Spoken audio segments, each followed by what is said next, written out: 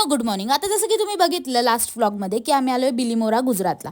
तर इथे आल्यानंतर ना सगळ्यात आधी आम्ही ढोल वगैरे ताणले. त्यानंतर आम्ही फटाफट रूमवर गेलो, फ्रेश झालो आणि सगळ्यात पहिले नाश्ता आला आणि तो होता ढोकळा. म्हणजे dhokla idli kind of mix काहीतरी होतं. त्यानंतर आम्ही रेडी झालो. वादनाला इतका वेळ असायच्या आधीच आम्ही रेडी झालो आणि मी मस्त हायलायटर लावलं, मेकअप वगैरे इतका भारी आम्ही सगळ्याच पोरींनी केला होता. आणि मेकअप वगैरे करून आम्ही जिथे सुरुवात होणार होती वादनाची तिथे गेलो.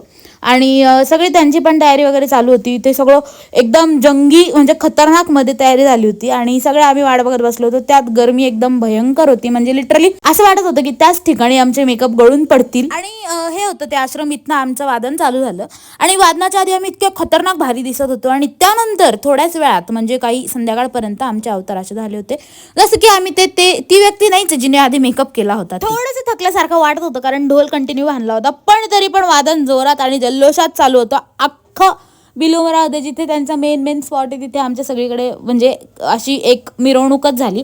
आणि कितीतरी तासानंतर आम्ही डिरेक्टली बसलो इथे खाली आणि तिथे फरसण बिरसण थोडंसं काहीतरी नाश्ता पाणी केलं. त्यात माझ्या हाताला ढोलची कडी लागली होती. हात एकदम बेकार सुजून गेला होता, पण लक्षातच नाही आलं त्यावेळेस. आणि त्यानंतर वादन वगैरे झाल्यानंतर सगळ्यांनी पटापट ढोल मोकळे केले आणि ढोल वगैरे मोकळे करून आम्ही एका ठिकाणी जाऊन बसलो एका रूममध्ये. तिथे मला समजलं की माझ्या नाकाला जखम झाली चष्म्यामुळे. आणि त्यानंतर मग इथे सगळे असं ट्रक आल्यानंतर सगळे एका साईडला जमा झाले ज्याच्यात आमचे ढोल चढवत होते. आणि ते ढोल वगैरे चढवून झाल्यानंतर मग ते ढोलांच्या नंतर आम्ही चढलो, जनावरासारखं आम्ही भरलो त्याच्यात. आणि मग एक ह्या ठिकाणी असं मुख्य आकर्षण दिसलं म्हणजे ही लटकवली होती आणि तिला नाईकीचे शूज घातले होते. त्यानंतर आम्ही निघालो आणि आज इतकी शांतता होती निघाल्यानंतर बसमध्ये. लिटरली पहिल्या दिवसापेक्षा एकदम खतरनाक डायरेक्ट ट्रान्सफॉर्मेशन होतं. आणि मग इथे पोहोचलो आणि yes guys, that is it for the day. Bye bye.